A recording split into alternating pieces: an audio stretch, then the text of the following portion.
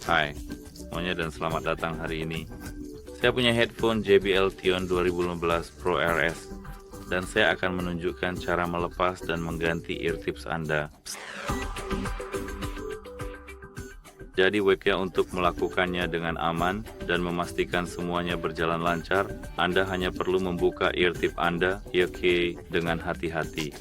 Lakukan ini dengan cara yang benar seperti ini, dan pastikan untuk mengikuti langkah-langkah yang tepat agar tidak terjadi kesalahan. Sekarang Anda hanya perlu menariknya.